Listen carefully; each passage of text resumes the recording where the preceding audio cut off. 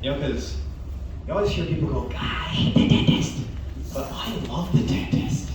Like, the dentist is a place to go. Like, I just went to the dentist yesterday and I remembered how much I love it.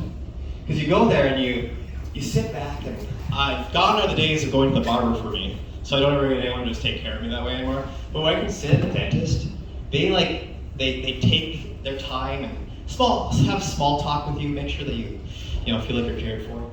And then they brush your teeth and make it all clean and say these great lies to you about your teeth, like, oh boy, you take such good care of your teeth. And that's just a lie. And the other great lie about going to the dentist is they give you that form to fill out. Just the big lie form that you have to check no for everything. That every generation before you has checked no. As a child, you go and fill out those things with your parents, and your parents would say, just check no. But I've been sick. I have a cold. No, you don't. It's one of those things where you just have to check no. And it's the same form that you have when you go to the doctor. It's the same form you have when you have to go purchase a gun. Have you ever had mental illness? No.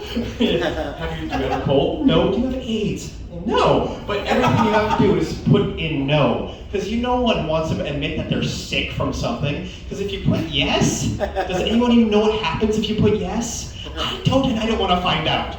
Okay, so it's one of those things that, even going to the doctor, the dentist is one thing. And I love the dentist because your teeth feel clean for that whole day. You just have that clean mouth of, yes, my teeth are new and fresh. Until you have that first piece of gum. And then it just feels like you put a trash can in your mouth all over again. But man, the dentist is great, But going from the dentist to the doctor is one of those things where you have to just lie about how you feel. I went to the doctor about a month ago just to do your annual checkup, and I said, doctor, I get sick in the morning sometimes, because I'm a puker, no, I admit it, I'm a puker. So sometimes I wake up and the cold air hits me and I just go, I just can't help it. So I'm a puker, and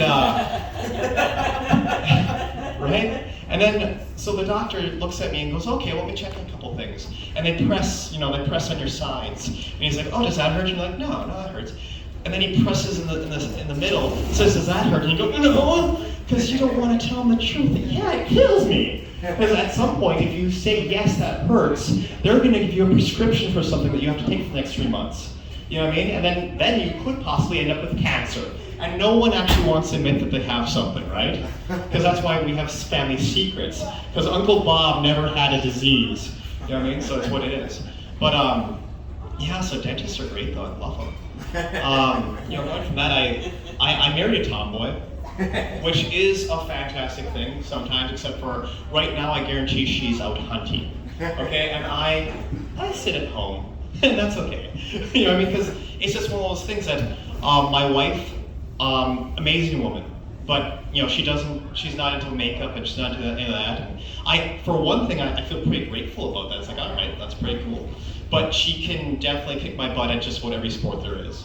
And she's 5'4" and about 120 pounds, but she will destroy me when it comes down to a competition or something. We've tried to run before, and in any race, she has just devastated me by miles and miles. So it's kind of one of those things that's not even funny. You're not even funny right now. But yeah, it's just one of those things that I think, wow, I'm lucky right now to the point where she's allowed me to be stronger than her. Because if she puts it in her mind that she's going to be stronger than me, I guarantee you she's going to be stronger than me at one point or another. But when I look at, when you keep, I'm going to check something real quick. It's not you. I have a following. This is just, again, me telling lies to people. But yeah, so I grew up on Iron Range. The furthest I moved was Duluth, was just basically South Iron Range at that point anyway. But I grew up in Iron Range, and have you ever been caught up in a conversation where all you're doing is talking about road numbers? That is wild to me, and it's kind of crazy when you just talk to someone, and I'm not someone that pays attention to the road numbers, but if you get in a conversation with someone and they just start rattling off Highway 53 and 76 and 32 and, connect to 7 and 16, and you just sit there going, what? So that's what I'm usually caught up with. And if you don't agree with what that person is telling you, they're going to go into greater detail and be annoyed with you that you don't know what they're talking about, and they'll keep telling you over and over again, no. And I had this conversation with a guy a while ago, and he talked about like pulling a deer off the side of the road or something. And he said, I pulled it off of the connection of 53 and 16 or whatever it was. And I don't know if those were actual numbers or not, but I don't know what he was talking about. So I said, oh, okay. And then he went into more detail because he could tell that I didn't know. So at some point again, I had to be comfortable with just telling a lie, which was, oh yeah, I know what you're talking about, which I had no idea. And it doesn't make any sense to me why I had to know that specific road number based off the fact that every road up here looks the same. Exactly. It's literally a highway with trees along the side. Why does your story matter to the point where the specific road number is that important? You know? I thought you said you grew up here. I did grow up here, but I don't pay attention to the road numbers. No, but speaking of growing up here though, so I grew up in Forbes. It's connected to 3760. So, I know Forbes. So I grew up in Forbes, and it's if you go off of 7 and connects to 16, it's on the highway there.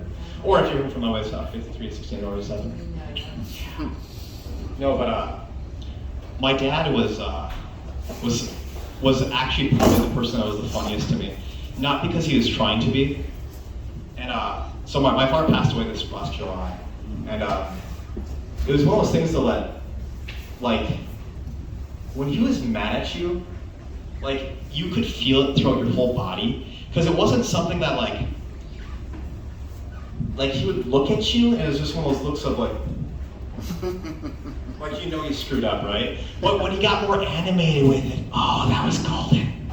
So it was when I know I screwed up something, but I never really understood what this meant, and maybe someone could tell me.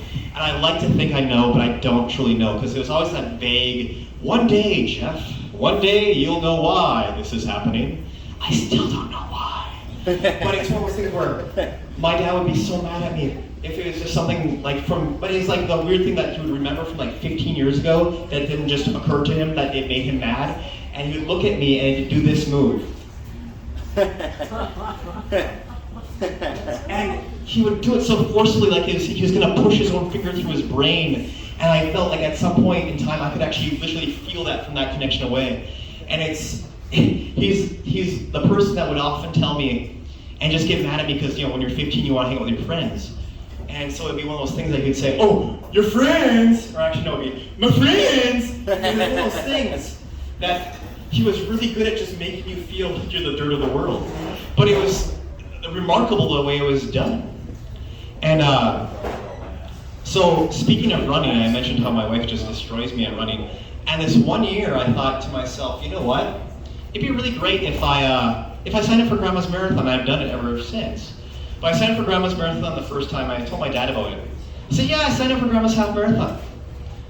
And the idea of running and paying to go running was ludicrous to him, right? So he said, what? I said, yeah, I signed up for Grandma's Marathon.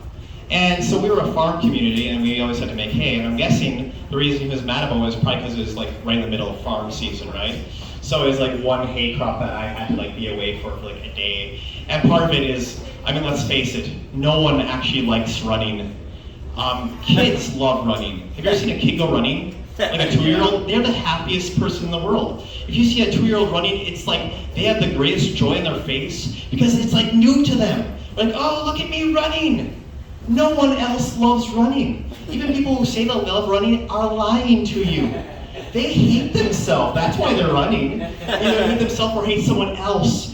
The greatest athletes in the world just have anger and resentment. If you think about Michael Jordan, he hated people so much and he took things personally to a point where he just got better because of it.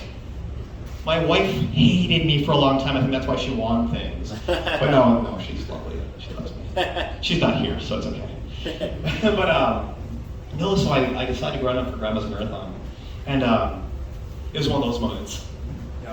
Or again, I got the finger to the forehead like I was needing to think. I feel like that was the message he was trying to message. The message my dad was trying to tell me was think, And so I ran, it was the first time I ran Grandma's Marathon, and I remember it was a week before the marathon happened, right?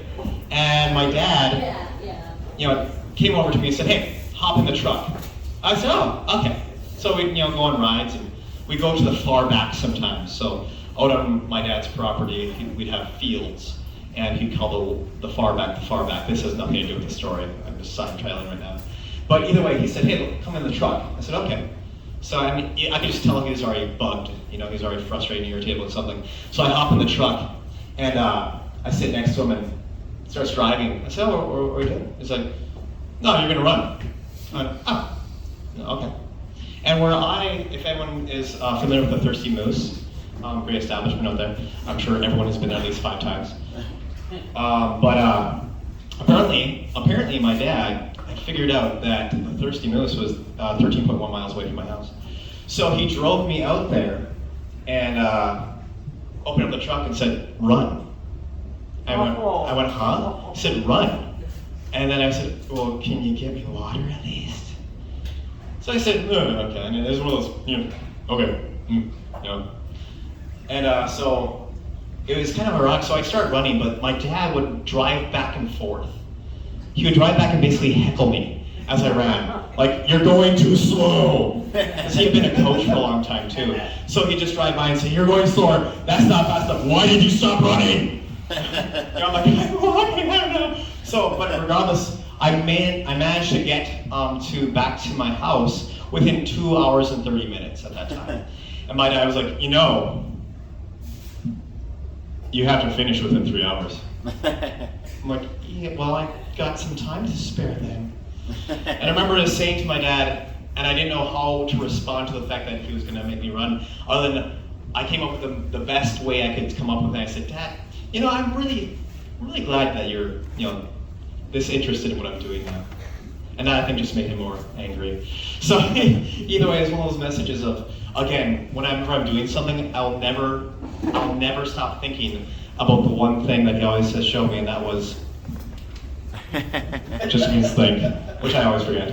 But again, thank you guys. This was my first time doing this. I really enjoyed it. I have at least 50 more minutes I can do. Other people didn't get their turn. Next, I think I'm gonna have John. You want to come up, buddy? Is it okay if I go last? Do you want to go last? Yeah. Anyone want to come up next then? Any thoughts? So I know I have a few people out here who are looking. Anyone want to come up next?